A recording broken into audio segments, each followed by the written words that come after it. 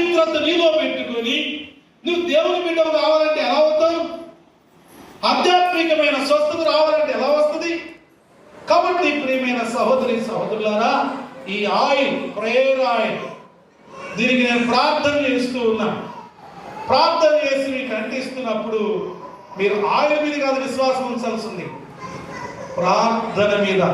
చేసేవాళ్ళు, చేయించుకునే వాళ్ళు విశ్వాస సహితమైన ప్రార్థన ఉండాలి. ఏముండాలి చెప్పండి మనకు?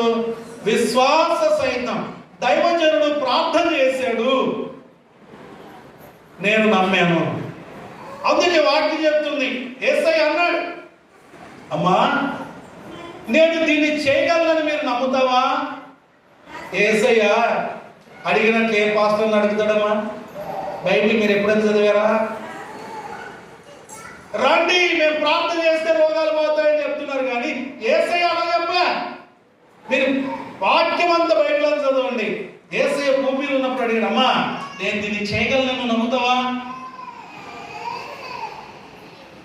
నువ్వు దీన్ని చేయగలవని నమ్ముతావా అంటే, నమ్మకం నీ వలన అయితే నీ రోగం వెళ్ళటానికి ఎంతసేపు పట్టదు.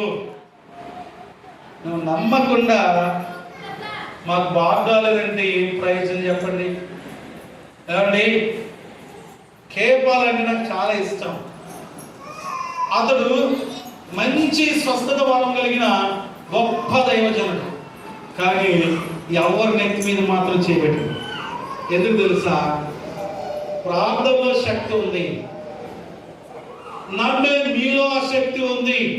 దైవజనుడు ప్రార్థన చేస్తున్నప్పుడు నువ్వు నమ్మితే చాలు, అంతేగాని చేయబెట్టే ప్రార్థన చేయాలి. పాస్టర్ గారు నా నెత్తి మీద చేయబెట్టి ప్రార్థన చేయాలనుకుంటారు. రాయబడింది, మనకి ఏం కావాలా? చేయబెట్టా. దైవజనులు నమ్మిన వాళ్ళు చప్పట్లు కొట్టండి. అసలు నీకు ఎంత శక్తివంతమైన వ్యక్తిలో తెలుసా? నీ శక్తి అంతా ఎక్కడుంది తెలుసా? నీలో ఉంది. అది ఏంటంటే విశ్వాసం.